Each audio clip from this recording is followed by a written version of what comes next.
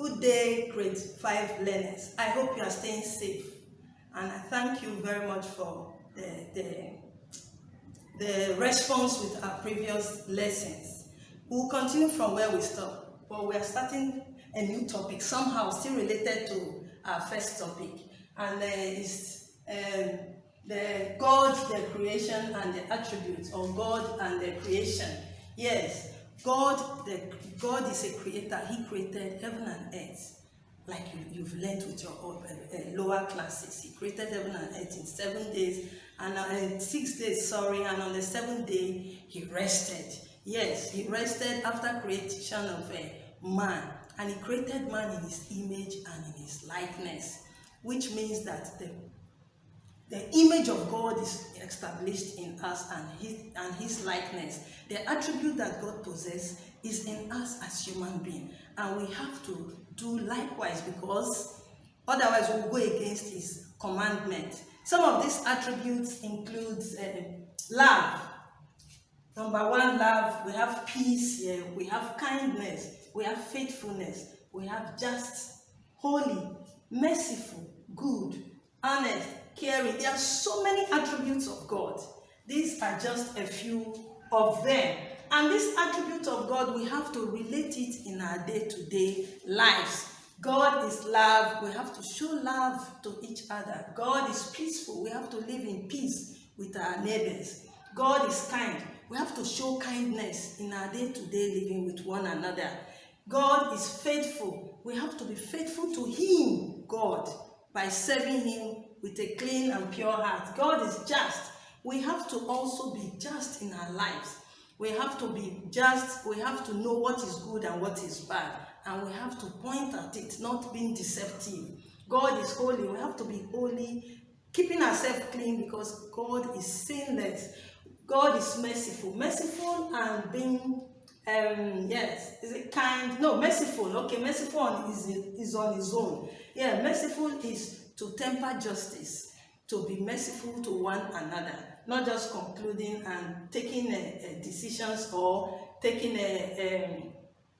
or judging, just judging, because it's not our duty. So we have to be merciful. We have to be kind to one another. We have to be good also, because God is good. We have to be honest, to be truthful, and we also have to be caring. We have to care for one another and to care for the environment and the creation of God. When we use these attributes and many other attributes, like I said earlier, in our day-to-day living, we have,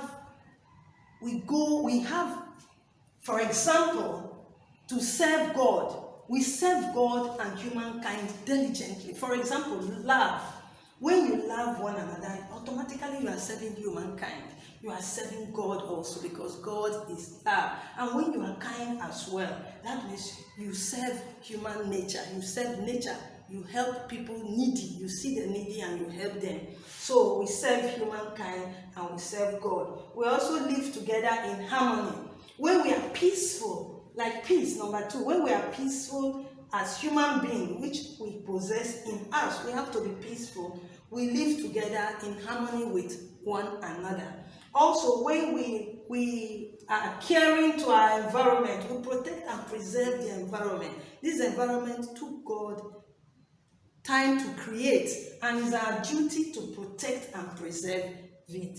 Also, number 4, when we are caring and honest to one another, we contribute to the development of the environment, of the world, because we protect and preserve the environment. Automatically we contribute to the development of the environment. Yes, so these are ways we are unique. These are ways that we have the attributes of God in us, which makes us unique. Because the last class we treated about uniqueness. These attributes we possess are part of the uniqueness or qualities in us which God has placed, because that is what God possesses as well. So there's an exercise here. It's a very simple exercise with a little explanation I've made. Explain 5 ways you can use the unique qualities in you.